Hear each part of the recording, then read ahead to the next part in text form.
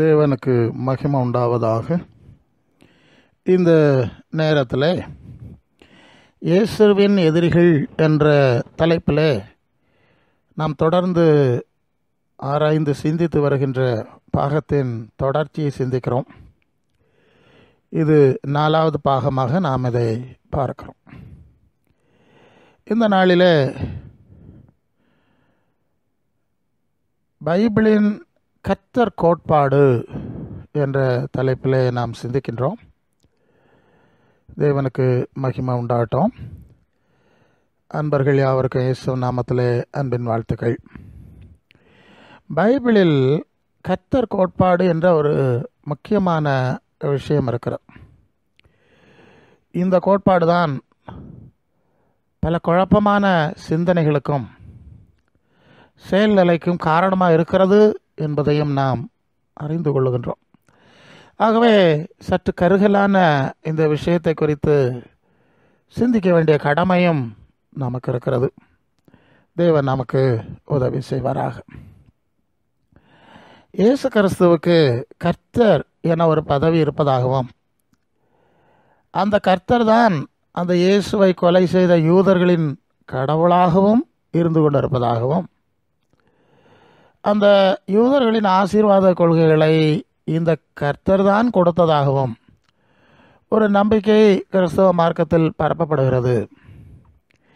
இதன் உண்மை தன்மையை நாம் சற்று நிதானமாய் ஆழமாய் ஆராய வேண்டும். பைபிளின் புதிய ஏற்பாட்டில் அப்போஸ்தலராகிய பவுல் பிலிப்பிய சபைக்கு எழுதின நிருபத்தில் சொல்லுகின்ற ஒரு செய்தி தான் இதனுடைய மைய பொருளாக அமைந்திருக்கிறது. பிலிப்பியர் 2ஆம் அதிகாரம் 5-11 வரை உள்ள அந்த வசனங்களை நாம் வாசிக்கும்போது, கிறிஸ்து இயேசுவில் இருந்த சிந்தையே உங்களிலும் இருக்க கடவது. அவர் தேவனுடைய ரூபமாயிருந்தும் தேவனுக்கு சமமாக இருப்பதை கொள்ளையாடின பொருளாக எண்ணாமல் தம்மை தாமே வறுமையாக்கினார். அடிமையின் ரூபம் எடுத்து மனுஷ சாயலானார். அவர் மனுஷ ரூபமாய் காணப்பட்டு மரண பரியந்தம், அதாவது சிலுவையின் மரண பரியந்தம் கீழ்ப்படிந்தவராகி தம்மை தாமே தாழ்த்தினார். ஆதலால் தேவன் எல்லாவற்றுக்கும் மேலாய் அவரை உயர்த்தி இயேசு நாமத்தில் வானோர் பூதலத்தோர் பூமியின் கீழானோருடைய முழங்கால்கள் யாவும் முடங்கும்படிக்கு பிதாவாகிய தேவனுக்கு மகிமையாக இயேசு கிறிஸ்து கர்த்தர் என்று நாவுகள் யாவும் அறிக்கை பண்ணும்படிக்கும் எல்லா நாமத்துக்கும் மேலான நாமத்தை அவருக்கு தந்தருளினார் என்பதாக நாம் படிக்கின்றோம். இந்த பகுதியில் இருக்கின்ற விஷயங்கள் தான் பல தவறான புரிதல்களுக்கு வழிநடத்தி இருக்கிறது என்பது என்னுடைய கருத்து. ஆகவே தான் இந்த காரியத்தை சற்று நிதானமாக நாம் சிந்திக்க விரும்புகிறோம். முதலாவது, இங்கே தேவனுக்கு சமமாக இருப்பதை கொள்ளையாடின பொருளாக எண்ணாமல் என்ற ஒரு வார்த்தை இருக்கிறது. அப்போ இரு சம தேவர்கள் இருந்தார்களா என்று ஒரு கேள்வி முதலாவது நமக்கு எழும்புகிறது. பைபிளில் குறிப்பிடப்பட்டிருக்கிற தெய்வங்கள் உண்மையில் எத்தனை தெய்வங்களை குறிப்பிடுகிறது என்று நாம் முதலாவது சிந்திக்க வேண்டும். யாத்திராகமம் 20ஆவது அதிகாரம் 3வது வசனத்தில், என்ன என்று உனக்கு வேறு தேவர்கள் உண்டாக இருக்க வேண்டாம், நான் மாத்திரம்தான் தேவனாக இருக்க வேண்டும், எனக்கு சமமாகவோ வேறு விதமாகவோ ஒன்றுக்கு மேற்பட்ட தேவர்கள் இருக்கக்கூடாது என்பது இந்த வசனத்தினுடைய பொருள். ஏசாயா தீர்க்கதரிசன புஸ்தகம் 46ஆம் அதிகாரம் 9வது வசனத்தில், முந்தி பூர்வ காலத்தில் நடந்த வேளை நினைச்சு பாருங்க, நானே தேவன் வேறொருவரும் இல்லை, நானே தேவன் எனக்கு சமானம் இல்லை. தெளிவாக அந்த வசனம் இருக்கிறது. நீங்கள் தொடக்கத்திலேருந்தே சிந்திச்சுப்பாங்க, நான் ஒருவராகிய தேவனை தவிர எனக்கு சமமாய் கூட வேறு எந்த தேவனும் இல்லை என்று தெளிவாக இருக்கிறது. பிறகு இயேசு உலகத்தில் வந்து அவர் பேசின ஒரு செய்தியை நாம் லூக்கா 4ஆம் அதிகாரம் 8ஆம் வசனத்தில் வாசிக்கிறோம். இயேசு அவனுக்கு பிரதியுத்தரமாக, எனக்கு பின்னாக போச்சாத்தானே, உன் தேவனாகிய கர்த்தரை பணிந்து கொண்டு அவர் ஒருவருக்கு ஆராதனை செய்வாய் என்று எழுதியிருக்கிறதே என்றார் என்ற பகுதியை நாம் பார்க்கிறோம். ஆக இங்கேயும் இயேசு ஒருவருக்கு தான் ஆராதனை செய்ய வேண்டும். தேவன் ஒருவர் தான், அது நானும் அல்ல, அல்லது 2-3 பேரும் அல்ல என்று தெளிவாக குறிப்பிடுவதை நாம் இங்கே பார்க்கிறோம். யோவான் 17ஆம் அதிகாரம் 3ஆம் வசனத்தில் இயேசு பிதாவை நோக்கி ஜெபிக்கிறார். ஒன்றான மெய்தேவனாகி உம்மையும் நீர் அனுப்பினவராகிய இயேசு கிறிஸ்துவை அறிவதே நித்திய ஜீவன். ஒன்றான மெய்தேவன், ஒரே தேவன், அவர்தான் மெய்யான தேவன். அதற்கு மேல் நீங்கள் எத்தனை ரீதியில் குறிப்பிட்டாலும் அது பொய்யான தேவர்கள் தான். அதான் ஒன்றான மெய்தேவன், மெய்யான தேவன் ஒருவர் தான். நீர் அனுப்பினவராகிய இயேசு கிறிஸ்துவாய் நான் இருக்கிறேன். பவுல் சொன்னார், நீங்கள் 1 தீமோத்தேயு 6ஆம் அதிகாரம் 16ஆவது வசனத்தில், ஒருவராய் சாவாமல் உள்ளவர், சேரக்கூடாத வழியில் வாசம் பண்ணுகிறவர், மனுஷரில் ஒருவரும் கண்டிராதவர், காணக்கூடாதவருமாக இருக்கிறவர், அவருக்கே கனமும் நித்திய வல்லமையும் உண்டாவதாக. ஆமென். இங்கேயும் ஒருவர் மிக தெளிவாய் இருக்கிறார். ஆக 2 சம தேவன்கள் அல்லது 3 சம தேவன்கள் கொள்கையெல்லாம் பைபிள் இல்லை என்பதை அறிந்திருக்கணும். இது அவரவருடைய புரிதலும் அறியாமையே தான் இருக்க முடியும். பைபிளின் அடிப்படையை புரிந்து கொள்ளும்போது ஒரே ஒரு தேவன், அதுக்கு சமமான ஒன்றுக்கு மேற்பட்ட எண்ணிக்கையில் தேவர்கள் இல்லை என்பதை நாம் தெளிவாக விளங்கிக் கொள்கிறோம்.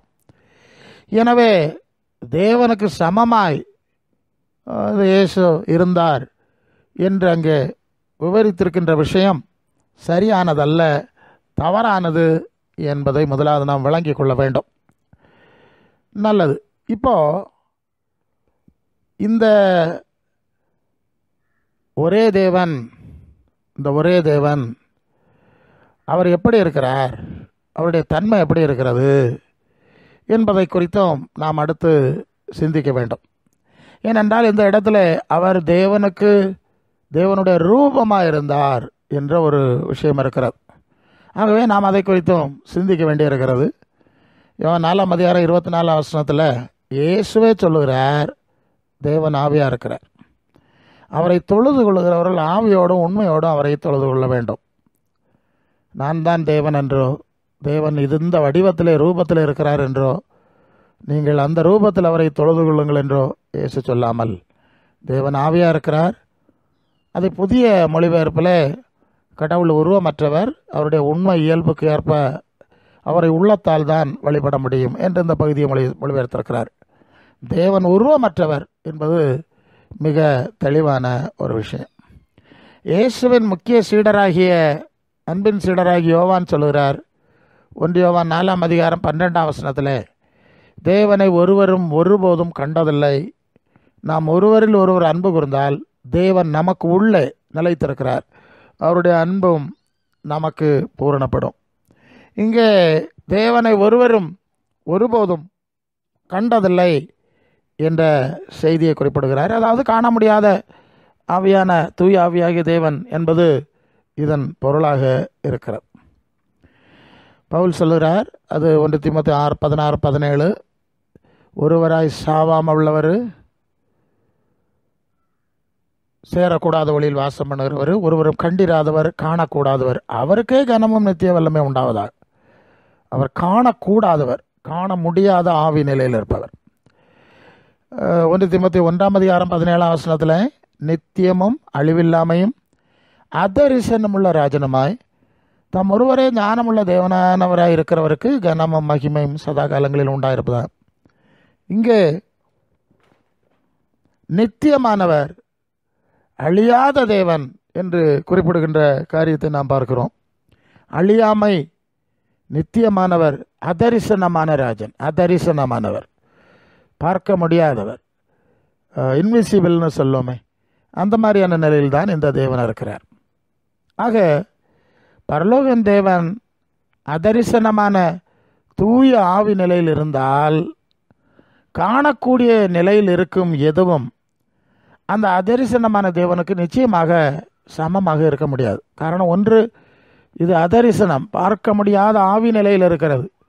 இந்த ஆவி நிலையில் இருக்கிறவருக்கு வேறு எந்த நிலையில் இருக்கிற ஒன்றையும் நீங்கள் குறிப்பிடுவதாக இருந்தால் நிச்சயமாக அது சமமாக இருக்க முடியாது என்பது மிகவும் தெளிவான. யாத்திராகமம் 20ஆம் அதிகாரம் 4ஆம் வசனத்தில், மேலே வானத்தில் கீழே பூமியில் பூமியின் கீழ் தண்ணீரில் உண்டாயிருக்கிறவர்களுக்கு ஒப்பான ஒரு சொரூபத்தை ஆகிலும் யாதொரு விக்கிரகத்தை ஆகிலும் நீ உனக்கு உண்டாக்க வேண்டாம். இப்போ இந்த ஆவியாக இருக்கிற தூய தேவனுக்கு அதை புரிந்து கொள்ளும்படி வானத்திலோ பூமியிலோ தண்ணியில் இருக்கக்கூடிய எந்த ஒரு வடிவத்தையும், அது மனித வடிவமாகவும் இருக்கலாம், வேறு விலங்குகளாக இருக்கலாம், பறவைகளாக இருக்கலாம், எதுவோ எந்த ஒரு உருவத்தை நீ கற்பனை பண்ண வேண்டாம், உருவாக்கவும் வேண்டாம், சேவிக்க வேண்டாம் என்பது இங்கேயும் தெளிவாக இருக்கிறதை நாம் பார்க்கிறோம். நான் மட்டும்தான் தேவன், எனக்கு இணையாக சமமாக வேறு தேவன் இருக்கக்கூடாது. வானத்திலோ பூமியிலோ தண்ணீரிலோ காணும் எந்த ஒரு சாயலை எனக்கு இணையாக நீங்கள் கருதி கொள்ளக்கூடாது என்று மிக தெளிவாக இந்த வசனங்கள் நமக்கு கற்றுத்தருகின்றன. அப்படியானால் பூமியில் காணும் மனித ரூபத்துக்கு ஒப்பான எதையும் நாம் கடவுளாக கருதி கொள்ளக்கூடாது என்பதும் இங்கே விளங்கி கொள்ள வேண்டிய விஷயம். அப்படி ஒரு மனித வடிவத்தை நீங்கள் கடவுளுக்கு ஒப்பாய் கருதி கொண்டால் அது பைபிள் விளக்கக்கூடிய விக்கிரக ஆராதனைக்கு ஒப்பாகிவிடும் என்பதையும் நாம் இங்கே கவனத்தில் கொள்ள வேண்டும். அப்படியானால் ஆவியான தேவனை ரூபத்தில் புரிந்து கொள்ள முடியுமா என்ற ஒரு கேள்விக்குள்ளே நாம் செல்லுகிறோம். ஏனென்றால் இங்கே ரூபம் என்ற விஷயம் சொல்லப்பட்டிருக்கிறதுனால நாம் கொஞ்சம் ஆழமாகவே அதை நாம் சிந்திக்கிறோம். இயேசு சொன்னார், அது வெளிப்படுத்தின விசேஷம் 3ஆம் அதிகாரம் 14ஆம் வசனத்தில், லவோதிக்கேயா சபையின் தூதனுக்கு நீ எழுத வேண்டியது என்னவெனில், உண்மையும் சத்தியமுள்ள சாட்சியும் தேவனுடைய சிருஷ்டிக்கு ஆதியாக இருக்கிற ஆமேன் என்கிறவர் சொல்லுகிறதா. இது இயேசு பேசுகின்றார்.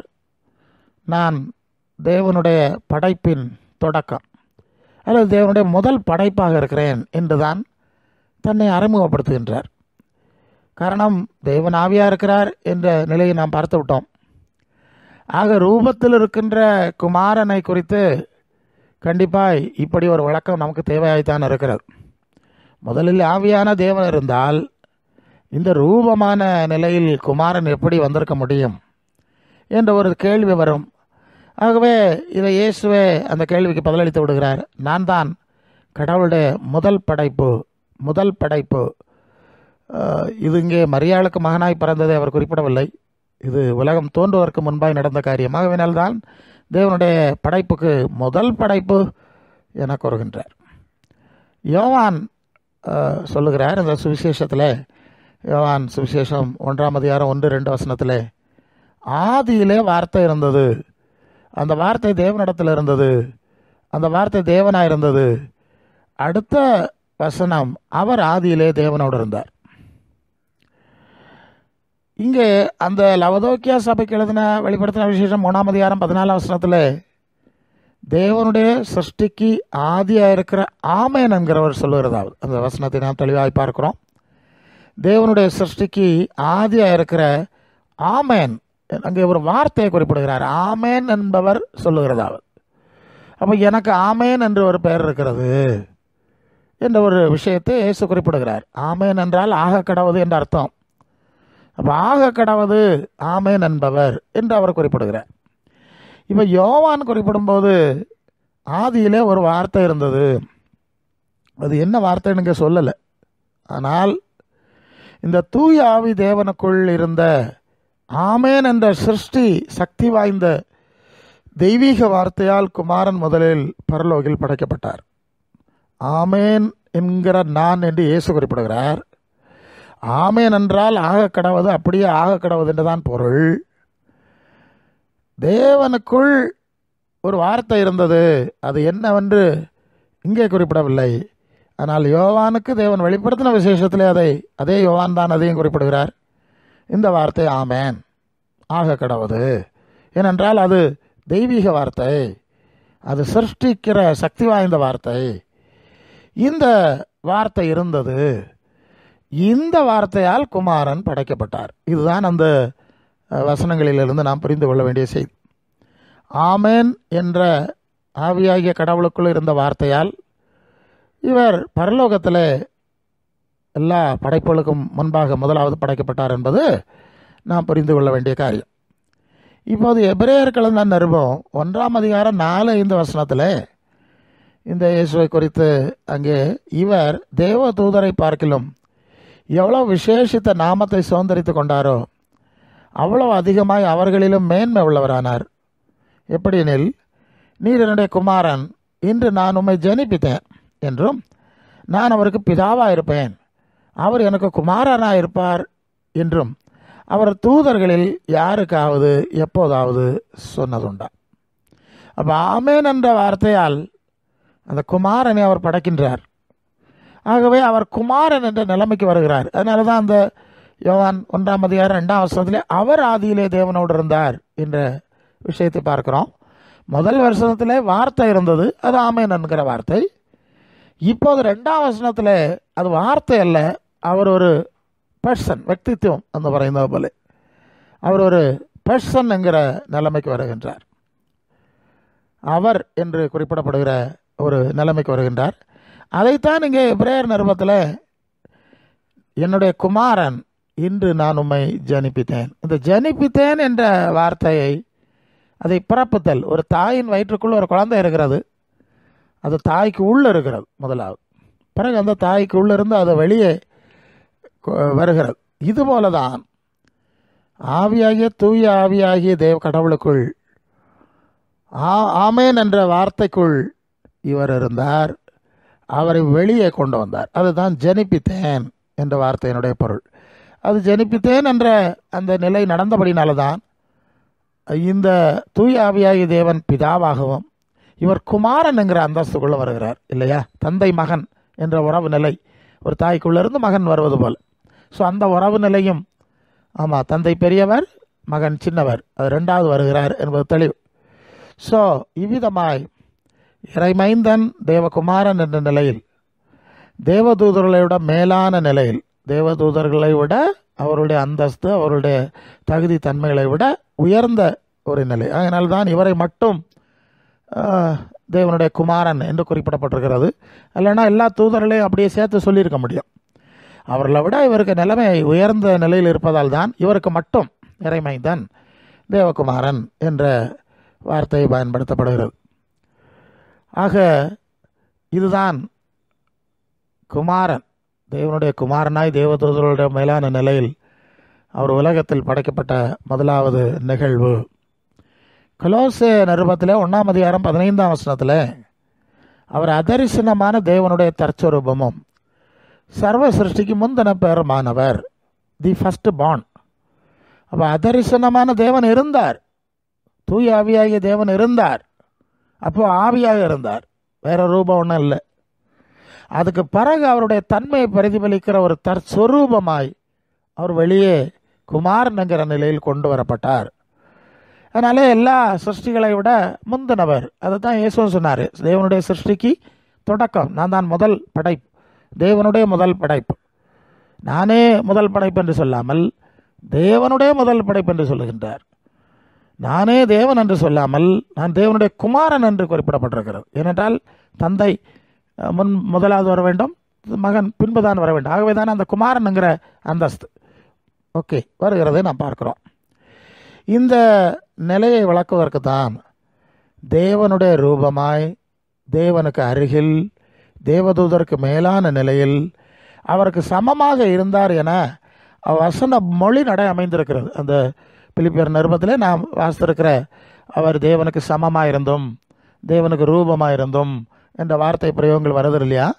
அதனுடைய பொருள் இவ்வளவு நேரம் நாம் விளங்கி கொண்ட பொருள்தான் அதனுடைய பொருள். அதற்கு தேவனுடைய சமம் என்ற வார்த்தையை பயன்படுத்தி இருக்கிறார்கள், அவ்வளவுதான். அதாவது அவர் ஆவி தேவனுடைய குமாரனாக அவருடைய தன்மையை பிரதிபலிக்கிறவராக இருந்தார். பிறகு தேவன் அவரை கொண்டு மனிதரையும் அதே சாயலில் படைத்தார்.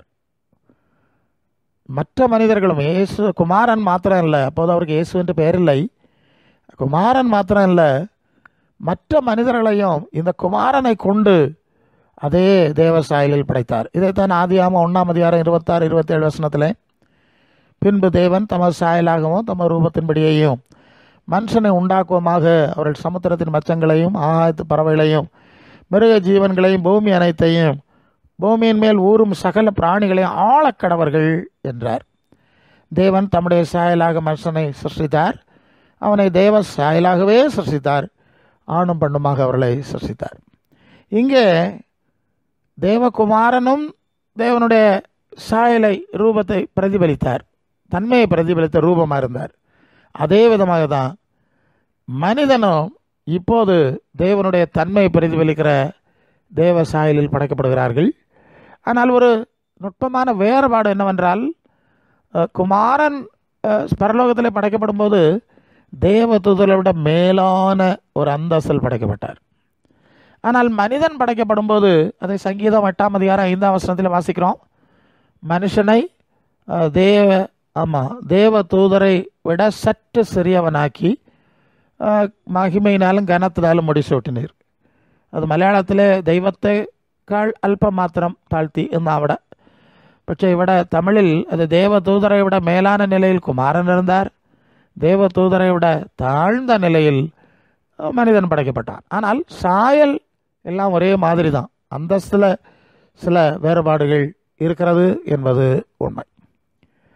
யோவான் 1ஆம் அதிகாரம் 2-3 வசனத்தில் அவர் ஆதியிலே தேவனோடு இருந்தார், இந்த குமாரனாக இருந்தார், சகலம் அவர் மூலமாய் உண்டாயிற்று, உண்டானதென்று அவரை ஆலே அல்லாமல் உண்டாகவில்லை, அவரை கொண்டு சிருஷ்டித்தார், சகலமும் அவரை கொண்டும் அவருக்கென்றும் சிருஷ்டிக்கப்படுகிறது. அதை கொலோசையர் நிருபத்திலே நாம் படிக்கின்றோம். அவராலே அல்லாமல் உண்டாகவில்லை, அவர் மூலமாய் உண்டாயிற்று என்று விளங்கிக் கொள்கிறோம். நீங்கள் யாக்கோபு எழுதின நிருபத்திலே 3ஆம் அதிகாரம் 8-10 வரை உள்ள வசனத்தில் நாவை அடக்க ஒரு மனுஷனாலும் கூடாது, அது அடங்காத பொல்லாங்குள்ளது, சாவுக்கு எதுவான விஷம் நிறைந்தது, அதனாலே நாம் பிதாவாகிய தேவனை துதிக்கிறோம், அதே தேவனுடைய சாயலில் உண்டாக்கப்பட்ட மனுஷனை அதனாலே சபிக்கிறோம். துதித்தலும் சபித்தலும் ஒரே வாயிலிருந்து புறப்படுகிறது, என் சகோதரரே இப்படி இருக்கலாகாது. இங்கே பிதாவாகிய தேவனும் அவருடைய சாயலிலே தான் மனிதர்களும் படைக்கப்பட்டிருக்கிறார்கள் என்கின்ற ஒரு கருத்தை அவரும் தெளிவுபடுத்துவதை நாம் பார்க்கிறோம். ஆக தேவனுடைய ஆவியாகிய தேவனுடைய தன்மையின் சொரூபம் சாயல் முதலாவது குமாரனில் வெளிப்பட்டது, அதன் பிறகு மனிதர்களாகிய நம் மூலமும் வெளிப்பட்டிருக்கிறது என்பதை இங்கே நாம் புரிந்து கொள்ள வேண்டும். அப்போ தேவனுடைய தன்மையை பிரதிபலிக்கும் ரூபமாகிய மரித்தோரிலிருந்து எழுப்பப்பட்ட உயிர் தெழுந்த குமாரனை தொழுவது விக்கிரக ஆராதனை இல்லை என்று நம்பினால், அதே தேவனுடைய சாயலை பிரதிபலிக்கக்கூடிய மற்ற உயிருள்ள மனிதர்களை தொழுது கொள்வதையும் அல்லது இறந்த மனிதர்களின் ஆத்மாக்களை, அதாவது மூதாதையர்களை தொழுது கொள்வதும் சரியானது தான் என்று ஏற்றுக்கொள்ள வேண்டியிருக்கும். தேவனுடைய தன்மையை ரூபத்தை பிரதிபலிக்கிற குமாரனை, அவர் உயிரோடு எழுந்த குமாரனாக இருக்கிறார், பின்பு அவரை தொழுது கொள்வது சரி என்றால், அதே தேவனுடைய சாயலை ரூபத்தை பிரதிபலிக்கிற மனிதர்களை தொழுது கொள்வது எப்படி தவறாகும்? மூதாதையர்கள் அவருடைய ஆன்மாக்களை தொழுது கொள்கிறாங்க, ஸோ அதுவும் சரி என்று ஆகிவிடும். ஆகவே தேவனை ரூபத்தில் தொழுவது நிச்சயமாக விக்கிரக ஆராதனை தொழுகைக்கு ஒப்பானதுதான் என்பது இங்கே நாம் வழங்கிக் கொள்கிறோம். உலகத்தில் புனிதர்கள் இல்லையா, முன்பு வாழ்ந்த மனிதர்கள், அவர்கள் அற்புதம் செய்தவர்கள், புதுமை செய்தவர்கள், பல தெய்வீக தன்மையுடன் இருந்தார்கள் என்று வாழ்ந்தவர்கள் தான், அவர்கள் இப்போது காலமாகிவிட்டார்கள். அந்த புனிதர்களின் ஆத்துமாக்களை தொழுகை செய்யக்கூடிய நிலை உலகத்தில் இருக்கிறதே, அதையும் நாம் தவறென்று சொல்லிவிட முடியாது. தவறு அல்ல, அதுவும் சரிதான் என்று வாதிடுவதற்கு ஏதுவாகிவிடும். இறைவனை, கடவுளை ரூபத்தில் தொழுது கொள்வதை நியாயப்படுத்தினால் இது எல்லாமே சரியாகி விடும் என்பதை நாம் கவனத்தில் கொள்ள வேண்டும். கொலோசையர் 2:19 மாயமான தாழ்மை, தேவதூதர்களுக்கு செய்யும் ஆராதனை, விருப்பமற்று காணாதவைகளில் துணிவாய் நுழைந்து தன் மாம்ச சிந்தையிலே வீணாய் இருமாப்பு கொண்டிருக்கிற எவனும் உங்கள் பந்தய பொருளை நீங்கள் இழந்து போகாதபடி உங்களை வஞ்சியாதிருக்க பாருங்கள். அப்போ தேவதூதர்கள் நம்ம விட பெரிய சக்தி தான், உயிரோடு தான் இருக்கிறாங்க, அவர்களையும் தொழுது கொள்ளக்கூடாது என்ற ஒரு கட்டுப்பாடை இங்கே நாம் பார்க்கிறோம். எனவே அதரிசனமான தூய ஆவி தேவனை மட்டும்தான் தொழ வேண்டும் என பைபிள் தெளிவாக விளக்கி கொண்டிருக்கிறது. ரூபத்தில் தொழுகை செய்யும் அனைத்து விஷயங்களும் அது விக்கிரக ஆராதனைக்கு ஒப்பானது என்பதுதான் பைபிளில் அடிப்படையிலாக. அது மற்ற மார்க்கத்தார் செய்வார்கள், அது அவருடைய உரிமை, அதற்குள் நாம் செல்லவில்லை. நம் பைபிள் நம்பிக்கையாளர்களுக்கு மட்டும்தான் இந்த கருத்தை நாம் தெளிவுபடுத்துகின்றோம். அடுத்து, இந்த தேவனுடைய குமாரனுக்கு கர்த்தர் என்ற பதவி ஒன்று கிடைத்திருப்பதாக அந்த பிலிப்பியர் 2ஆம் அதிகாரத்தில் நாம் வாசிக்கிறோம். அதில் குறிப்பாக 2ஆம் அதிகாரம் 8 11 வரை அவர் மனுஷ ரூபமாய் காணப்பட்டு மரண பரியந்தம், அதாவது சிலுவையின் மரண பரியந்தமும் கீழ்ப்படிந்தவராகி தம்மை தாமே தாழ்த்தினார். ஆதலால் தேவன் எல்லாவற்றுக்கும் மேலாக அவரை உயர்த்தி இயேசு நாமத்தில் வானோர் பூதலத்தோர் பூமியின் கீழானோருடைய முழங்கால்கள் யாவும் முடங்கும்படிக்கு பிதாவாகிய தேவனுக்கு மகிமையாக இயேசு கிறிஸ்து கர்த்தர் என்று நாவுகள் யாவும் அறிக்கை பண்ணும்படிக்கும் எல்லா நாமத்துக்கும் மேலான நாமத்தை அவருக்கு தந்தளினார். இங்கே கர்த்தர் என்கிற அந்த பதவி அவருக்கு எப்போது கிடைக்கிறது என்று சொன்னால், இயேசுவின் சிலுவை பலிக்கு பிறகுதான் அந்த பதவி அவருக்கு கிடைக்கிறது. அதையும் தேவன்தான் கொடுக்கிறார், தானாக கிடைக்கல. அவருக்கு மேலாக அவருடைய தந்தை பிதாவாகிய தேவன்தான் அந்த பதவியை அவருக்கு கொடுக்கிறார். அப்படியானால் இயேசுவின் சிலுவைக்கு பலிக்கு முன் வாழ்ந்த யூதர்கள் தொழுகை செய்ததாக பைபிளில் கர்த்தர் என்று தமிழில் மொழிபெயர்த்திருக்கிறாங்கல்ல, இது இந்த இயேசு குறிக்கிற விஷயம் அல்லங்கிறது மிக மிக தெளிவானது. ஏனென்றால் இவர் சிலுவையின் மரண பரியந்தம் தாழ்த்தின பிறகுதான் தேவன் அவரை உயர்த்தி கர்த்தருங்கிற பதவியை கொடுக்கின்றார். அதுவரை அவருக்கு கர்த்தருங்கிற பதவி இல்லை என்பது இந்த பகுதியில் விளங்கிக் கொள்கிறோம். ஆகவே சிலுவை பலிக்கு முன்பதாக கர்த்தர் என்ற ரீதியில் பயன்படுத்தி இருக்கிற வார்த்தை நிச்சயமாக இயேசுவை குறிக்க முடியாது. ஏனென்றால் அந்த பதவியை பிறகுதான் கொடுக்கப்படுகிறது என்பதை இங்கே நாம் கவனத்திலே கொள்ள வேண்டும். இஸ்ரவேலரை பலவாறாக உலகியல் ரீதியாக ஆசீர்வதிப்பதாக கர்த்தர் கூறியதாக பைபிளின் தமிழ் மொழிபெயர்ப்பில் நாம் வாசிக்கிறோம். இந்த கர்த்தர் தான் அந்த இஸ்ரவேலை ஆசீர்வதிப்பதாக சொன்னார் என்ற ரீதியில் தான் இன்றைக்கு பிரசங்கிமார் அவர்களுக்கு சொன்னார், உங்களை ஆசீர்வதிக்க மாட்டாரா என்ற ரீதியில் பேசிக் கொண்டிருக்கிறார்கள். உண்மையில் இந்த இந்த இயேசு இவருக்கு பதவி, கர்த்தர் பதவி பிறகுதான் கிடைக்கிறது. ஆகவே அங்கே சொல்லியிருக்கிற கர்த்தர் இவரை குறிக்காது என்பதை நான் பார்த்து விட்டோம். ரெண்டாவது, அந்த கர்த்தர் என்பவர் சொன்ன அந்த ஆசீர்வாத கொள்கை எதுவுமே அவர் இயேசுவாக உலகில் வந்ததாக வைத்துக்கொண்டால், உலகில் வந்தபோது அந்த ஆசீர்வாதங்கள் எதுவும் இந்த இயேசுவுக்கு இல்லாமல் அதற்கு எதிரடையான நிலையிலே தான் ஒரு வாழ்க்கையை வாழ்ந்திருக்கிறார். கடைசியாக சிலுவையிலே அவர் கொலையுண்டார் என்பதை நாம் அறிந்திருக்கின்றோம். கர்த்தர் உங்களை இப்படி செய்வார் அப்படி செய்வார் என்று இந்த கர்த்தர் அங்கே சொல்லியிருந்தால், அவர் நேரடியாகவே மனிதனாய் உலகத்தில் வந்தபோது அந்த ஆசீர்வாதங்கள் முதலாவது அந்த இவருக்கு இருந்திருக்க வேண்டுமே. இந்த ரெண்டு நபரும் ரெண்டு பெயரும் ஒரே விஷயத்தை குறிப்பதாக இருந்தால், இவர் ஏன் எதிரடையாக உலகத்தில் அவர் எப்போதோ சொன்னது ஒன்றாகவும் உலகத்திலே வாழ்ந்தபோது வேறு விதமாக இருந்த காரியம் என்ன? நீங்கள் மத்தேயு சுவிசேஷம் 8ஆம் அதிகாரம் 19-20 வசனத்தில், அப்பொழுது வேதபாரகன் ஒருவன் வந்து, போதகரே, நீர் எங்கே போனாலும் உம்மை பின்பற்றி வருவேன்னு சொல்லுகிறான்.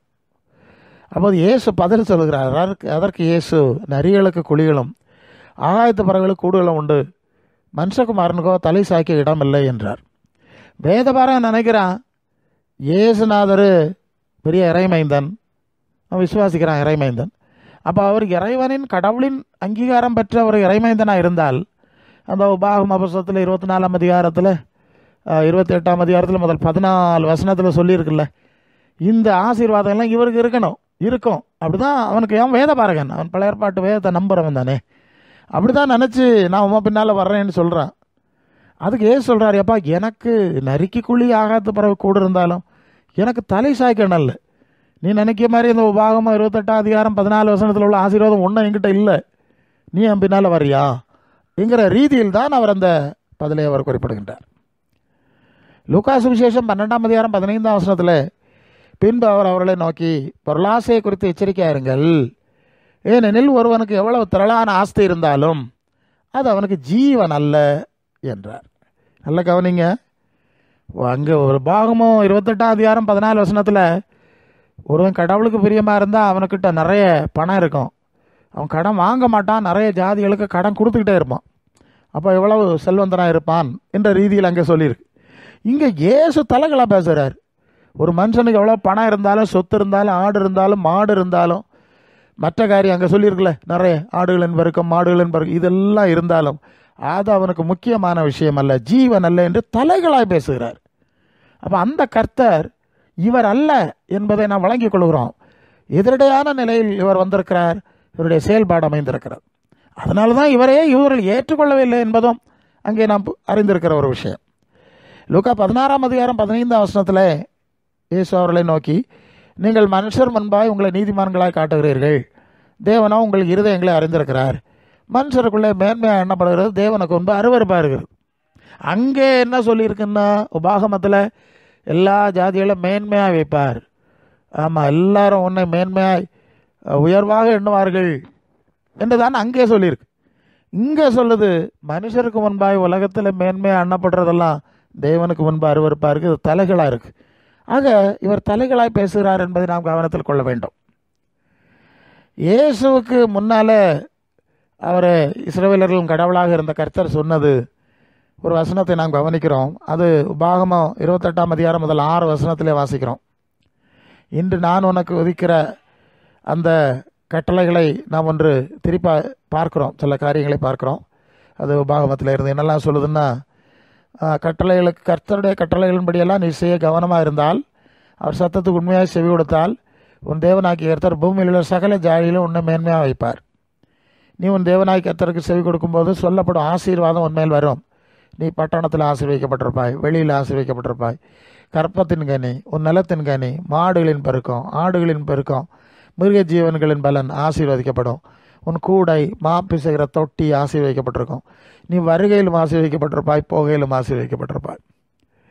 ஆக இனி 28:14 இன்று நான் உனக்கு வைக்கிற தேவனாகிய கர்த்தரின் கட்டளைகளை கை கொள்ளவும் அவைகளின்படி நடக்கவும் அவைகளுக்கு செவி கொடுத்தால் கர்த்தர் உன்னை வாளாக்காமல் தலையாக்குவார், நீ கீழாகாமல் மேலாவார். ஆனால் இது மாதிரி அது ஷார்ட்டாக தான் கொஞ்சம் பார்த்துருக்கோம். இது எதுவுமே இயேசுவின் வாழ்க்கையில் கிடையாது. நீங்கள் இயேசு சொல்கிறார் பாருங்க, லூக்கா 12:50 ஆகிலும் நான் முழுக வேண்டிய ஒரு ஸ்நானம் உண்டு, அது முடியும் அளவு எவ்வளவோ நெருக்கப்படுற இந்த பட்டண ஆசீர்வாதம் ஒன்றும் இல்லை. அவரை பல முறை கல்லறையை அவரை கொல்லுவதற்கு முயற்சி பண்ணி பிடிச்சிட்டு போனாங்க, அவர் ஓடி போனாருங்கிறதுக்கு. அவருக்கு மேலே கொலை முயற்சி நடந்த சம்பவங்கள்லாம் இருக்குது. ஆசீர்வாதம் இல்லை, சமாதானமும் இல்லை, அப்படி தான் ஓடுறார். நெருக்கத்தில் தான் இந்த வேலையை செஞ்சு முடித்தேன்னு சொல்லுவார். ஆக அந்த கர்த்தர் சொன்ன எதுவும் ஏன் இந்த இயேசுவின் வாழ்க்கையில் இல்லை என்கிற ஒரு விஷயம் இருக்கிறது. அப்புறம் நீங்கள் யோவான் 19:18 அவரை சிலுவையில் அறைந்தார்கள். யோவான் தான் சொல்கிறார் நேரடியாக, அவரை சிலுவையில் அறைந்தார்கள். அவரோட கூட வேறு 2 பேரை 2 பக்கத்திலும் இயேசுவை நடுவிலுமாக சிலுவையில் அறைந்தார். நல்ல கவனிங்க, 2 கள்ளமாருக்கு நடுவில் சிலுவையில் தொங்கி மரித்திருக்கிறார். அதை குறித்தும் நீங்கள் பழைய ஏற்பாட்டில் உள்ள கர்த்தர் பேசின ஒரு சம்பவம் எப்படி இருக்கிறது. அது எப்படின்னா, அது உபாகமம் 21:22-23 கொலை செய்யப்பட்ட ஒருவன் மேல் சாவுக்கு பாத்திரமான பாவம் உண்டாயிருக்க அவனை கொலை செய்யும்படி மரத்திலே தூக்கி போடுவாயானால் இரவிலே அவன் பிரேதம் மரத்திலே தொங்கலாகாது, அந்த நாளில் தானே அதை அடக்கம் பண்ண வேண்டும். தூக்கிலிடப்பட்டவன் தேவனால் தூக்கி போடப்பட்டவன் தேவனால் சபிக்கப்பட்டவன். ஆகையால் உன் தேவனாகிய கர்த்தர் உனக்கு சுதந்திரமாய் கொடுக்கும் தேசத்தை தீட்டுப்படுத்தாயாக. அப்போ மரத்தில் தூக்கி போடப்பட்டவன் எவனும் சபிக்கப்பட்டவன். இதுதான் பழைய கர்த்தர் சொன்னது. இப்போ அந்த கர்த்தர் தான் இங்கே வந்திருக்காரு, மனுஷனாக வந்திருக்காரு என்று இவர்கள் விளக்கினால், அங்கே சொன்னதுக்கு நேர் தலைகளான நிலையில் இவரையே மரத்தில் தூக்கி கொலை செஞ்சுருக்கான். கலாத்தியர் 3:13 பவுல் சொல்லுவார், மரத்திலே தூக்கப்பட்ட எவனும் சபிக்கப்பட்டவன் என்று எழுதியிருக்கிறபடி கிறிஸ்து நமக்காக சாபமாகி நியாயப்பிரமாணத்தின் சாபத்துக்கு நம்மை நீங்களாக்கி மீட்டு கொண்டார். இப்போது பழைய கர்த்தர் சொன்னதை இவர் சாபங்கிறார். ஒரு காலத்தில் அதைத்தான் தலையில் வச்சு ஆடிக்கிட்டு இருந்தார், அது ஒரு பக்கம். அப்புறம் உண்மையான இயேசுவை பற்றிய உண்மை காரியத்தை அறிஞ்சப்புறம் இப்போ சொல்கிறாரு அது சாபங்கிறார்.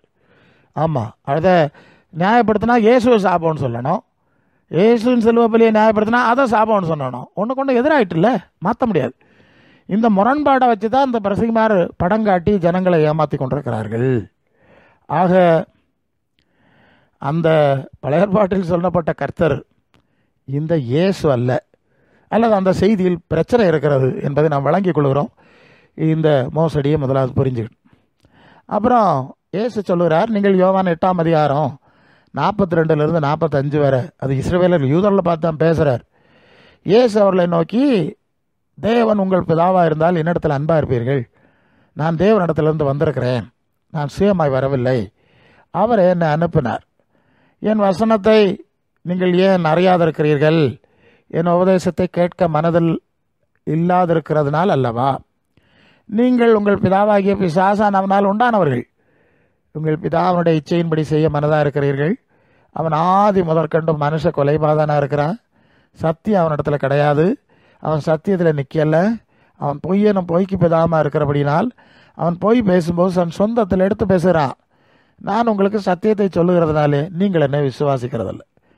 அப்போ இஸ்ரவேலர்களை பார்த்து பேசுகிறார், உங்கள் அப்பன் பிசாசு, அவன் கொலைவரையன், அவன் பொய்யன், சொந்தத்தில் பேசுகிறவன். அவனுக்கு பிள்ளைகள், நீங்கள் வச்சிருக்கிற வேதமும் பொய், சொந்தத்தில் கதை பேசியிருக்குதிய என்று விளக்குகிறார். என்றால் அது எரேமியா 8:8 அவர் அங்கே ஒரு வசனம் இருக்கிறது, நாங்கள் ஞானிகள் என்றும் கர்த்தருடைய வேதத்தில் எங்களத்தில் இருக்கிறதுன்னு நீங்கள் சொல்லுகிறதபடி இதோ வேதபாரருடைய கள்ள எழுத்தாணி அதை அபத்தமாக்கிற்று. அவர்களுக்கு ஞானம் ஏது? அவர்களுக்கு கர்த்தருடைய சொல்லை வருத்தப்பட்டார். அப்போ எரேமியா தீர்க்கதரிசியின் காலத்திற்கு முன்பதாகவே இவர்கள் தேவனுடைய வேதத்தை திருத்தி அமைத்தார்கள் என்பதை அங்கே அவர் குறிப்பிடுகின்றார். வேறு வசனங்களும் இருக்கின்றன. ஸோ ஆக ஒன்றில் இந்த இயேசு அந்த கர்த்தர் அல்ல, அல்லது அங்கே சொல்லப்பட்ட செய்திகள் தேவனுடைய வசனம் அல்ல என்பதை நாம் இந்த வசனங்கள் மூலமாக நாம் புரிய வேண்டியிருக்கிறது. இயேசு சொன்ன சத்தியமும் பழைய ஏற்பாட்டு கர்த்தர் சொன்ன சத்தியமும் எதிரடையானதாக இருப்பதால் பழைய ஏற்பாட்டு கர்த்தருக்கும் இந்த இயேசுவுக்கும் தொடர்பு இல்லை என்பதே உண்மை. ஆனால் அவர் தேவனுடைய தூதனானவராக தேவனுக்காக செயல்பட்டார் என்ற செய்திகள் பைபிளில் இருக்கிறது. அது உண்மை. அது இன்னொரு விஷயம். இந்த பூமியிலே வந்த இயேசு அந்த கர்த்தராக இருந்திருந்தால் அந்த கர்த்தர் அவர் சொன்ன காரியங்களை அவர் இங்கே வாழ்க்கையிலே காண்பித்திருக்க வேண்டும். அப்படி இல்லை என்பதால் அதற்கும் இதற்கும் சம்பந்தமில்லை என்பதை மட்டும் இங்கே நாம் விளங்கி கொண்டுதான் ஆக வேண்டும். ஆனால் இன்று இயேசு ஆராதனை மன்றங்கள் அனைத்திலும் இயேசுவின் போதனைகள் வாசிக்கப்படுவதோ போதிக்கப்படுவதோ இல்லை. இயேசுவை கொலை செய்த யூதர்களின் செய்திகள் தான் இயேசுவின் பெயராலேயே, ஏனென்றால் இவரை கர்த்தர் ஆக்கிவிட்டார்கள் அல்லவா, கர்த்தரின் பெயர் இயேசுவின் பெயராலேயே போதிக்கப்படுகிறது. அப்படி என்றால் இவர்கள் இயேசுவை ஆராதிக்கிற மெய்யான இயேசுவின் எதிரிகளாக இருக்கிறார்கள் என்பதுதான் உண்மை. இவர்கள் ஆராதிக்கிற இயேசு அல்லது இவர்கள் அறிக்கையிடுகிற இயேசு உண்மையில் இந்த ஆதி திருச்சபை காலத்தில் இருந்த இயேசு அல்ல என்பதை நாம் விளங்கி கொள்ள வேண்டிய ஒரு நிலைமைக்கு வருகின்றோம். ஏனென்றால் அது 2 கொரிந்தியர் 11:3 பவுல் அதையும் குறிப்பிடுகிறார். ஆகிலும் சர்ப்பமானது தன்னுடைய தந்திரத்தினாலே ஏவாளை வெஞ்சித்தது போல உங்கள் மனதும் கிறிஸ்துவை பற்றிய உண்மை நின்று விளக்கும்படி கெடுக்கப்படுமோ என்று பயந்திருக்கிறேன். எப்படி எனில் உங்களிடத்தில் வருகிறவன் நாங்கள் பிரசங்கியாத இயேசுவை பிரசங்கித்தானால் அல்லது நீங்கள் பெற்றிராத வேறொரு ஆவியையும் நீங்கள் ஏற்றுக்கொள்ளாத வேறொரு சுவிசேஷத்தையும் பெற்றீர்களானால் நன்றாய் சகித்திருப்பீர்களே. அப்போ இப்போது இங்கே பிரசங்கிக்கப்படுகிற இயேசு அன்று பவுலும் பேதுருவும் பிரசங்கித்த இயேசு அல்ல, ஆதி திருச்சபை நம்பின இயேசு அல்ல என்பதை நாம் இங்கே கவனத்தில் கொள்ள வேண்டியிருக்கு. ஆகையினால்தான் இவர்களுக்கு கர்த்தர் கொள்கை, அவருக்கு எதிரான பழைய ஏற்பாட்டு காரியங்கள் எல்லாம் போதிக்கப்பட்டு இன்று இயேசு நாம மன்றங்களில் சங்கீதத்தை எழுந்து நின்று வாசிக்கிறத பார்க்க முடியும். ஆனால் இயேசுவின் வார்த்தைகளை வாசிக்கிறதுக்கு அவர்களுக்கு விருப்பம் இல்லை. அப்போஸ்தலருடைய வார்த்தைகளை வாசிக்கிறதுக்கு விருப்பம் இல்லை. சிஎஸ்ஐ என்று சொல்லக்கூடிய சர்ச் ஆஃப் சவுத் இந்தியா சபையில் கூட பழைய ஏற்பாட்டில் 2 பகுதியும் புதிய ஏற்பாட்டில் இயேசுவின் நற்செய்தி ஒரு பகுதி வாசிக்கும் போது எல்லோரும் எழுந்து நிற்க வேண்டும். அப்போஸ்தலருடைய நிருபங்கள் இன்னொருத்தர் எடுத்து கொடுத்து ஒரு பகுதியை வாசிப்பார்கள். அப்போ ஆவி இல்லாத சபைக்கு இருக்கக்கூடிய ஒரு அறிவு இந்த ஆவி உள்ள சபைக்கு இல்லை என்றால் இது அசுத்த ஆவி என்று தான் நாம் முடிவுக்கு வர வேண்டும். இது பொய்யின் ஆவி, வஞ்சிக்கிற ஆவி, ஒளிந்ததனுடைய வேஷம் தரித்த ஆவி என்பது மிக உறுதியானது. இது இந்த ஆவியை புரிந்து கொள்வதற்கு ஒரு கனியாகத்தான் இருக்கிறது. நல்லது. இப்படித்தான் இந்த கொள்கைகளும் கோட்பாடுகளும் இவர்கள் அமைத்து வருடக்கணக்காக படிக்கின்றார்கள். மோசடி கொள்கைகள் படிப்பிக்கப்படுகிறது. சரி, இப்போது இயேசுவின் சிலுவை பலிக்கு பிறகுதான் கர்த்தர் என்ற பதவி அவருக்கு கிடைத்தது என்றால் என்ன? அந்த வசனருக்கு கர்த்தருங்கிற பதவியை கொடுத்தார், பரவ கொடுத்தார். இப்போ முந்தினதை விட்டுடுவோம். சிலுவை பலிக்கு பிறகுள்ள கர்த்தருடைய நிலை என்ன என்பதை நாம் இனி சிந்திக்க வேண்டும். அது பிலிப்பியர் 2ஆம் அதிகாரம் 9-11 வரை உள்ள வசனத்தில், ஆதலால் தேவன் எல்லாவற்றுக்கும் மேலாக அவரை உயர்த்தி இயேசுவின் நாமத்தில் வானோர் பூதலத்தோர் பூமியின் கீழானவருடைய முழங்கால் யாவும் முடங்கும்படிக்கு பிதாவாகிய தேவனுக்கு மகிமையாக இயேசு கிறிஸ்து கர்த்தர் என்று நாவுகள் யாவும் அறிக்கை பண்ணும்படி எல்லா நாமத்துக்கும் மேலான நாமத்தை அவர்களுக்கு தந்தருளினார். சரி, இதுபோ சிலுவை பலிக்கு பிறகு இந்த நாமம் கிடைக்கிறது. இப்போது இயேசுவுக்கு கர்த்தர் என்ற பதவியை கொடுத்த தேவன் இந்த கர்த்தரை விட பெரியவர் என்பது இங்கே தெளிவானது. பிதாவாகிய தேவன் தான் இந்த பதவியை கொடுக்கிறார், இவரை கீழே இருந்து மேல் நிலைக்கு உயர்த்துகிறார் என்பதை கவனத்தில் கொள்ளணும். பலவேளை கிறிஸ்தவர்கள் பேசுகிற நம்புகிற காரியங்களை பார்த்தால் பிதாவாகிய தேவனை விட இந்த கர்த்தர் பெரியவர் என்பது போல, அவர் பெரியவர் இவர் சிறியவர் அல்லது கர்த்தர் சமமானவர்னு சொல்லிடுறாங்க. அது எப்படி சமமாக முடியும்? ஒருவர் தந்தை ஒருவர் குமாரன் என்றால் அது எப்படி சமமாக முடியும்? இவரை தாழ்ந்த நிலையிலிருந்து உயர்த்தி பதவியே கொடுத்தவர் அவர் என்று சொன்னால் அவர் எப்படி இவருக்கு சமமாக முடியும்? இவரை விட பெரியவர் என்பது அங்கே தெளிவாய் தெரிகிறது. இதெல்லாம் ரொம்ப சாமர்த்தியமாய் புரட்டி விடுகிறார். அந்த கர்த்தர் பதவியை இயேசு அடைந்த பிறகு அந்த இயேசுவை குறித்து சொல்லப்பட்டிருக்கிற செய்திகளே இந்த நான் சொன்ன வழக்கத்துக்கு சாட்சியாக இருக்குது. பார்க்கலாம். பேதுரு சொன்னார் பாருங்க, அப்போஸ்தலர் 2ஆம் அதிகாரம் 32ஆம் வசனத்தில், இந்த இயேசுவை தேவன் எழுப்பினார், இதற்கு நாங்களெல்லாம் சாட்சிகளாக இருக்கிறோம். இங்கேயும் தாழ்ந்த நிலையிலிருந்து உயர்த்தி கர்த்தர் என்ற நாமத்தை கொடுத்த அந்த தேவன்தான் இந்த இயேசுவையே உயிரோடு எழுப்பினார். இயேசு தானாக எழும்பி வரல, இந்த பிதாவாகிய தேவன் தான் அவரை உயிரோடு எழுப்பினார். அதுக்கு நாங்கள் சாட்சிங்கிறார் இயேசுவின் பிரதான அப்போஸ்தலர் ஆகிய பேதுரு. ஆக கர்த்தர் என்ற பதவி அவரால் தேவனால் கொடுக்கப்பட்டிருக்கிறது, அவர் இவரை விட பெரியவர் என்பதை இந்த பகுதி மீண்டும் நிரூபிக்கக்கூடியதாக அமைகிறது. பவுல் சொல்லுகிறார் 1 கொரிந்தியர் 6ஆம் அதிகாரம் 14ஆம் வசனத்தில், 1 கொரிந்தியர் 6:14, தேவன் கர்த்தரை எழுப்பினாரே நம்மையும் தமது வல்லமையினாலே எழுப்புவார். ரெண்டு வார்த்தை தேவன் கர்த்தர். இங்கே தேவன் கர்த்தரை விட பெரியவர் என்கின்ற விஷயத்தை நாம் புரிகிறோம். அந்த தேவன் இந்த கர்த்தரை உயிரோடு எழுப்பினார். தேவன் என்ற வார்த்தைக்கு கிரீக்கில் ஒரிஜினலில் தியோ என்கிற வார்த்தை போட்டிருக்கான். கர்த்தர்ங்கிற வார்த்தைக்கு குறியோஸ்ங்கிற வார்த்தை, ரெண்டு வார்த்தை தான் அங்கேயும் போட்டிருக்கிறார். அப்போ தேவன் பெரியவர், கர்த்தர் சின்னவர் என்கிறதும் இந்த பகுதியிலிருந்து தெளிவாக தெரிகிற விஷயம். அதனால்தான் தொடர்ந்து பல வசனங்களிலே பேதுரு சொல்லும்போது கர்த்தராகிய இயேசு கிறிஸ்துவின் பிதாவாகிய தேவனுக்கு ஸ்தோத்திரம் உண்டாவதாக என்று கர்த்தரை விட தேவன் பெரியவர் என்ற பொருளில் பயன்படுத்தியிருக்கிற வசனங்களை நாம் ஏற்கனவே சிந்தித்திருக்கிறோம். ரோமர் 8ஆம் அதிகாரம் 11ஆம் வசனத்தில் பவுல் சொல்கிறார், அன்றியும் இயேசுவை மரித்தோரிலிருந்து எழுப்பினவருடைய ஆவி உங்களில் வாசமாக இருந்தால் கிறிஸ்துவை மரித்தோரிலிருந்து எழுப்பினவர் உங்களில் வாசமாக இருக்கிற தம்முடைய ஆவியினாலே சாவுக்கு ஏதுவான உங்கள் சரீரங்களையும் உயிர்ப்பிப்பார். இங்கே இயேசுவை மரித்தோரிலிருந்து எழுப்பின தேவன், அவர் ஆவியாகிய தேவன், அந்த ஆவியினால தான் இயேசுவையே அழகாக விளக்கத்தை கொடுக்குறார். மரித்தோரிலிருந்து எழுப்பினவருடைய ஆவி, அந்த ஆவியினால தான் உயிரோடு எழுப்பினார், அதே ஆவியினால நம்மை எழுப்ப முடியும் என்று ஆவியாகிய தேவன் தான் இந்த செயலை செய்திருக்கிறார் என்று உறுதிப்படுத்துகிறார். 1 கொரிந்தியர் 11ஆம் அதிகாரம் 3ஆம் வசனத்தில், ஒவ்வொரு புருஷனுக்கும் கிறிஸ்து தலையாக இருக்கிறார் என்றும் ஸ்திரீக்கு புருஷன் தலையாக இருக்கிறார் என்றும் கிறிஸ்துவுக்கு தேவன் தலைவராக இருக்கிறார் என்று நீங்கள் அறிய வேண்டும் என்று விரும்புகிறேன். இது புதிய மொழிபெயர்ப்பில், நீங்கள் ஒன்றை தெரிந்து கொள்ள வேண்டும் என விரும்புகிறேன், ஒவ்வொரு பெண்ணுக்கும் தலைவர் ஆண், ஆணுக்கு தலைவர் கிறிஸ்து, கிறிஸ்துவுக்கோ தலைவர் கடவுள். அப்போது இந்த குமாரன் கிறிஸ்து கர்த்தர்னு சொல்லப்பட்டவருக்கு இயேசுவுக்கு கடவுள் தேவன் பிதா ஆவியாகி தேவன் தான் தலைவர் என்பதை மீண்டும் தெளிவுபடுத்துகிறார். அப்போ ரெண்டும் சமம் இல்லை இல்லையா? சமமாக அப்போதும் இல்லை இப்போதும் இல்லை என்பதை நாம் தெளிவாக விளங்கிக் கொள்கிறோம். இயேசு கிறிஸ்துவுக்கு தேவன்தான் தலைவர் எனில் இயேசுவுக்கு கடவுளுக்கு ஒருபோதும் சமமாக முடியாது என்பதில் நமக்கு சந்தேகம் வரப்படாது. 1 கொரிந்தியர் 15ஆம் அதிகாரம் 27-28 வசனத்தில், சகலத்தையும் அவருடைய பாதத்துக்கு கீழ்ப்படுத்தினாரே, ஆகிலும் சகலமும் அவருக்கு கீழ்ப்படுத்தப்பட்டதென்று சொல்லி இருக்கும்போது சகலத்தையும் அவருக்கு கீழ்ப்படுத்தினவர் கீழ்ப்படுத்தப்படவில்லை என்பது வெளியரங்கமாக இருக்கிறது. சகலமும் அவருக்கு கீழ்ப்பட்டிருக்கும் போது தேவனே சகலத்திலும் சகலமுமாக இருப்பதற்கு குமாரன் தாமும் தமக்கு சகலத்தையும் கீழ்ப்படுத்தினவருக்கு கீழ்ப்பட்டிருப்பார். பிதாவாகிய தேவனுக்கு குமாரன் எல்லா நிலையிலும் கீழ்ப்பட்டிருப்பார். படைப்பிலேயே அவர் குமாரனுங்கிற நிலையில் படைக்கப்பட்டார். மற்றவைகளை அவரை கொண்டு படைத்தார். அதை தொடர்ந்து கர்த்தருடைய தூதனானவரை அவரை பயன்படுத்தினார் என்ற ஒரு செய்தி உண்டு.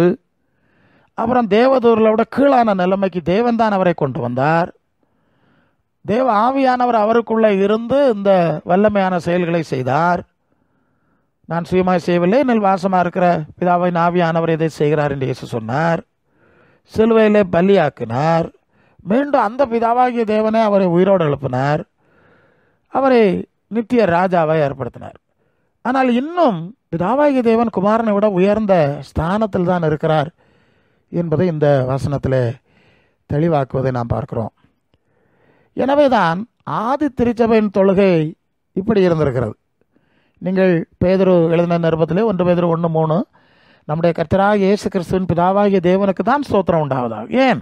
இந்த கர்த்தரை விட பிதாவாகிய தேவன் பெரியவர். பெரியவரை தான் தொழுது கொள்ள முடியுமே தவிர சின்னவரை தொழுது கொள்ள முடியாது. இயேசுவை தொழுது கொள்ளவில்லையே.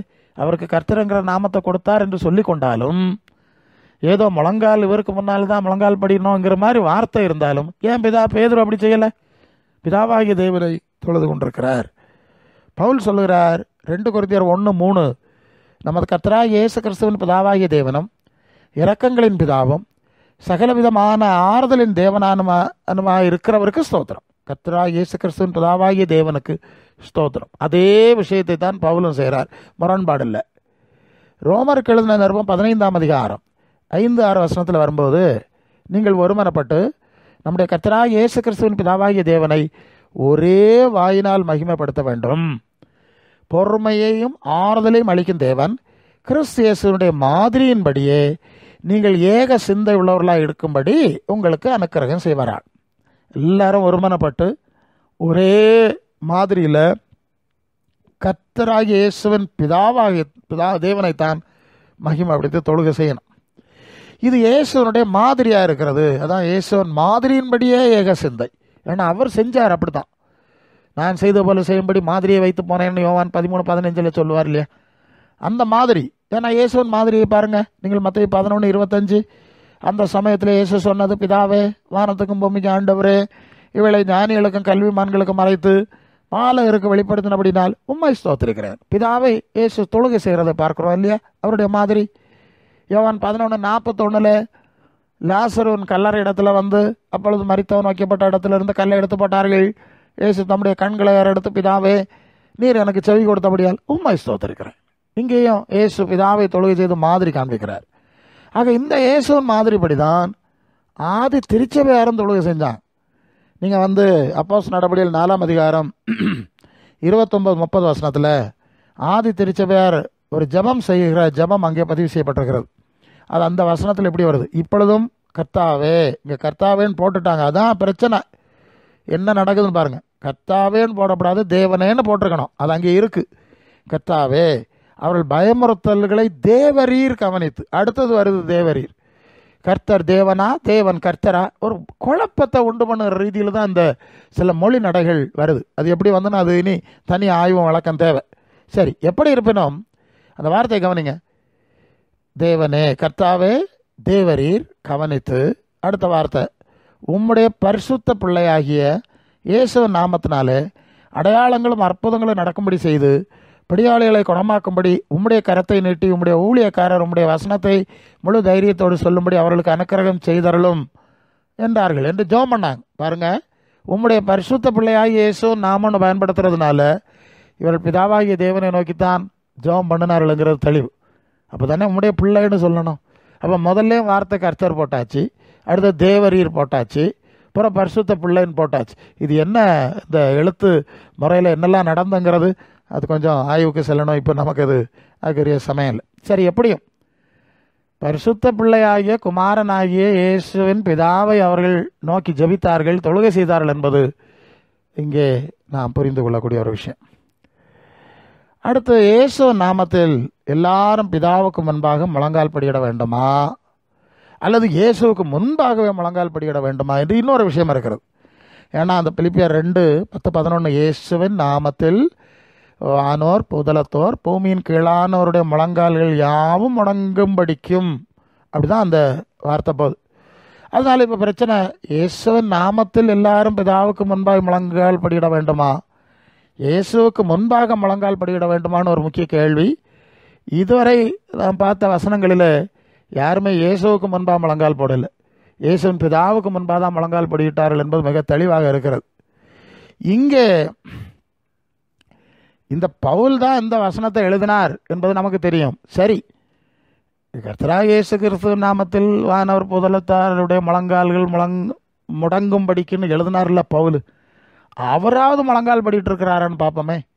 எபேசியருக்கு எழுதின நிருபம் 3ஆம் அதிகாரம் 15ஆம் வசனத்தில் நம்முடைய கர்த்தராக இருக்கிற இயேசு கிறிஸ்துவனுடைய பிதாவை நோக்கி முழங்கால் படிட்டு ஜெபிக்கிறேன். பாருங்க, இதை சொன்ன இயேசுவுக்கு முன்ன முழங்கால் போடலை, அவரும் மற்றவங்க செஞ்ச மாதிரியில தான் இயேசு கிறிஸ்துவின் பிதாவை நோக்கி முழங்கால் படிட்டு ஜெபிக்கிறார்.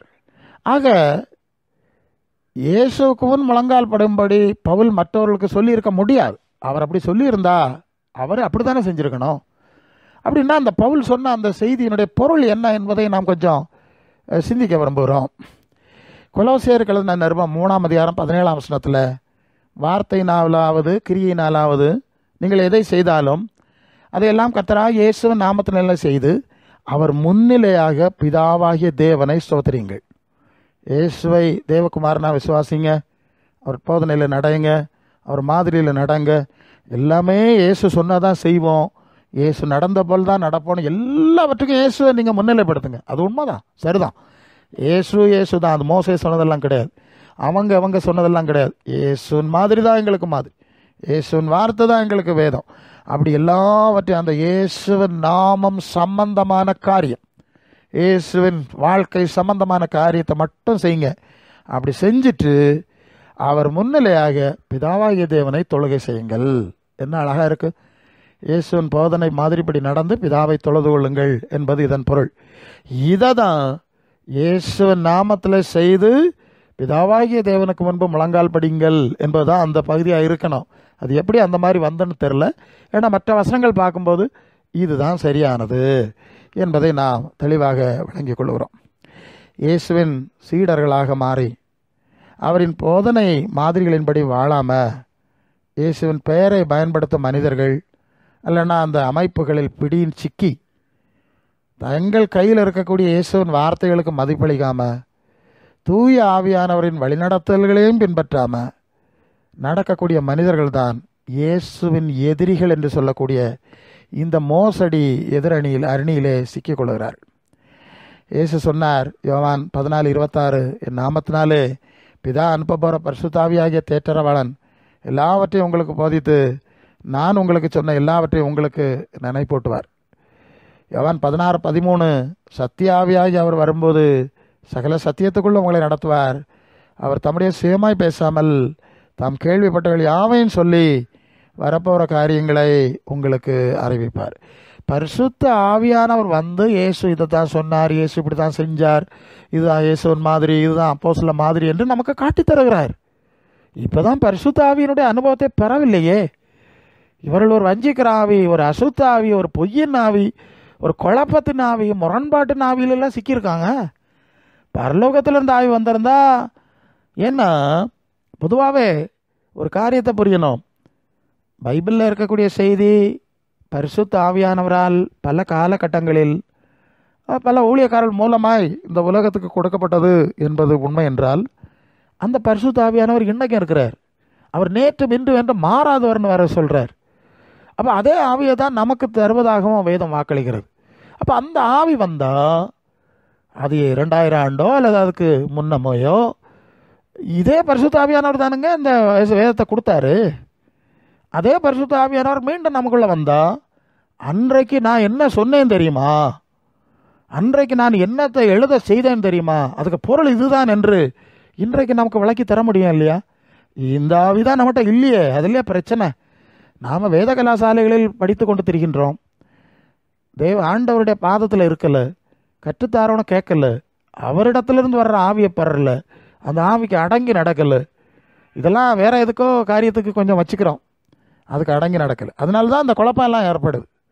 யோவான் சொல்லுவார், 1 யோவான் 2ஆம் அதிகாரம் 27ஆம் வசனத்தில், நீங்கள் அவராலே பெற்ற அபிஷேகம் உங்களில் நிலைத்திருக்கிறது, ஒருவர் உங்களுக்கு போதிக்க வேண்டுவதில்லை. அந்த அபிஷேகம் சகலத்தையும் குறித்து உங்களுக்கு போதிக்கிறது. அது சத்தியமாக இருக்கிறது, பொய் அல்ல. அது உங்களுக்கு போதித்தபடியே அவரில் நிலைத்திருங்கள். இன்றைக்கி தான் நாம் இந்த பைபிளை வச்சுருக்கோம்.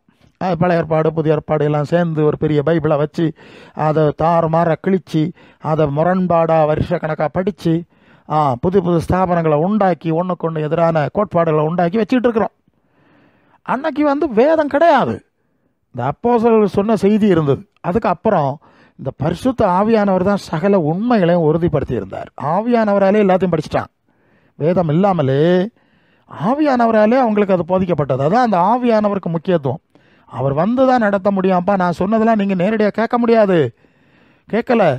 ஆனால் அந்த ஆவியானவர் நான் சொன்னதெல்லாம் அதே என் மூலமாக இருந்து சொன்னதை உங்களுக்கு சொல்லி ஞாபகப்படுத்துவார். அதனால தான் அந்த அபிஷேகம் போதிக்கிறது. வேற ஒருத்தனை உங்களுக்கு சொல்ல வேண்டிய அவசியம் இல்லைங்கிறார். என்ன அழகாக இருக்கு பாருங்க.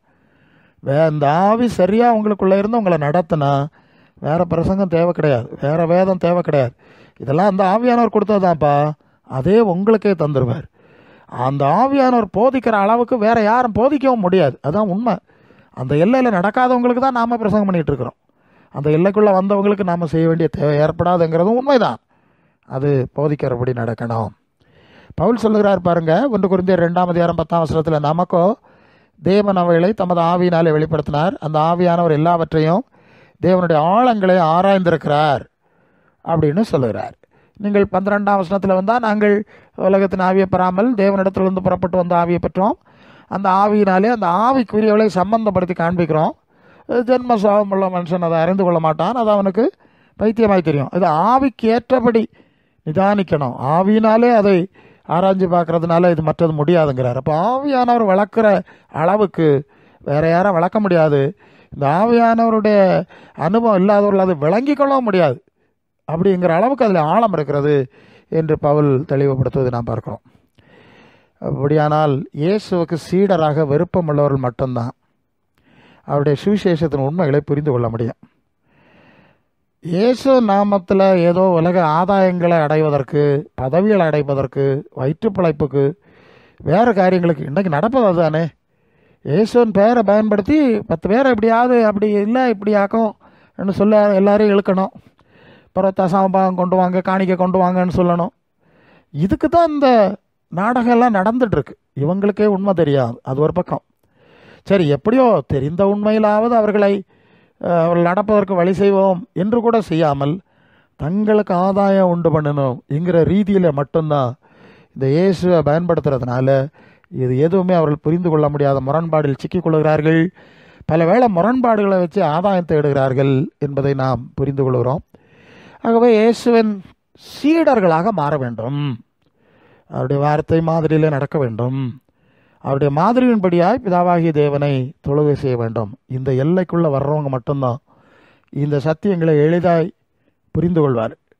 இது விரும்பாதவங்க இயேசுக்கு எதிரணியில், இயேசுவின் எதிரிகள் என்ற நிலையில் சிக்கி அவர்கள் ஆன்மீக அனுபவங்களை இழந்து விடுவார்கள் என்பதுதான் உண்மை.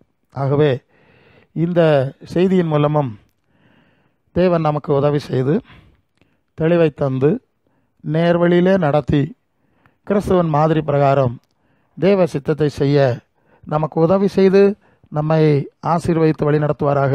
ஆமென்.